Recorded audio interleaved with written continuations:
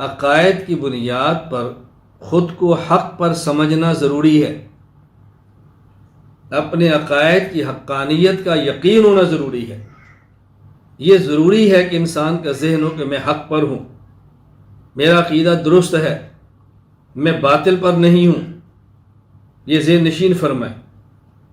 امام زین الدین بن ابراہیم المعروف ابن نجیم الحنفی رحمہ اللہ تعالی، وفات سن 970 ہجری، الاشباء والنظائر علی مذہب ابی حنیفۃ النعمان، اس میں فائدہ فی اعتقاد الانسان فی مذہبہ و مذہب غیری کتاب فرماتے ہیں اذا سئلنا عن مذہبنا و مذہب مخالفینا فی الفروع یجب علینا ان نجیب بان مذہبنا صواب یحتمل الخطا و مذہب مخالفین خطأ یحتمل الصواب لأنک لو قطعت القول لما صح قولنا ان المجتہد یخطئ و یصیب و اذا سئلنا عن معتقدنا ومعتقد خصومنا فی العقائد یجب علینا ان نقول الحق ما نحن علیہ والباطل ما علیہ خصومنا۔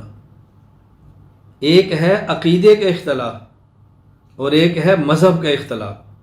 فرماتے ہیں عقیدے کے بارے میں یہ ضروری ہے کہ کہے حق وہ ہے جس پر ہم ہیں، اور باطل وہ ہے کہ جس پہ کوئی دوسرا اور غیر آدمی ہے۔ باطل دوسرا ہے اور ہم حق پر ہیں۔ اور ایک ہے مذہب، اجتہادی مسائل، اس میں ہم کہتے ہیں کہ ثواب ہمارے ساتھ ہے، خطا دوسرے کے ساتھ ہے، اور ہمارے مذہب میں بھی خطا کا احتمال ہے، دوسرا خطا پر ہے لیکن اس میں درست ہونے کا بھی احتمال ہے، جس طرح امام ابو حنیفہ رحمہ اللہ، امام مالک رحمہ اللہ، امام شافعی رحمہ اللہ، امام احمد بن حنبل رحمہ اللہ، یہ چار مذاہب ہیں، ان میں اختلاف حق اور باطل کا نہیں ہے، حق اور خطا کا ہے۔